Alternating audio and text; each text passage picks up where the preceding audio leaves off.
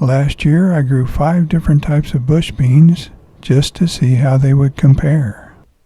In this video I'll show you how each type did and let you know which ones are my favorites. I got some new editing software, so I'd appreciate some feedback on the audio quality of this video.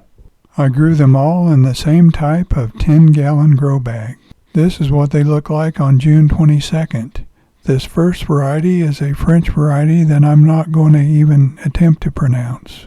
I'll just put it on the screen, and for the remainder of this video I'll just call it BDR. As you can see, it had a decent number of beans.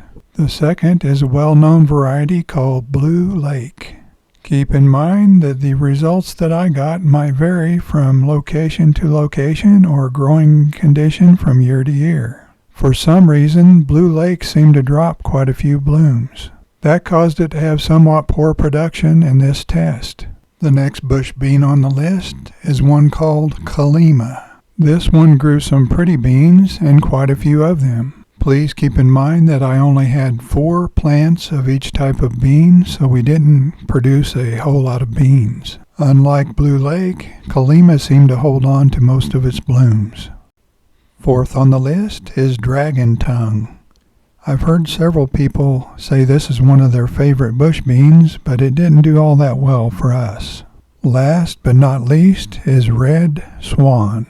This one had shorter beans than some of the other varieties, but it produced very well. It was also first to produce beans. Even with good-sized beans on the plant, it was still producing blooms. Now I'll back off and give you a look at all 5 grow bags together. They were all watered with drip irrigation, which means they all received the exact same amount of water.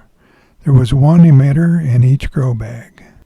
By the end of June, the ones that were producing beans had quite a few on per plant, like these red swans. Growing them in grow bags made them a little bit easier to harvest than if they were planted in the ground. Like I mentioned before, we didn't have very many of each type of bean, but we thoroughly enjoyed every bean we got.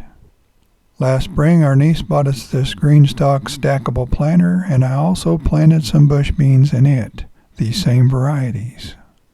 And interestingly enough, each type of bean performed the same in the GreenStalk planter as they did in the grow bags, with the Dragon Tongue and Blue Lake hardly producing any beans at all.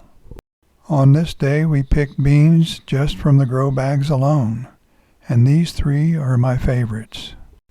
As I mentioned before, the red swans are very productive, but they're not as large as the Kalima and the BDR. The green ones are the Kalima, and they produce pretty beans that taste great.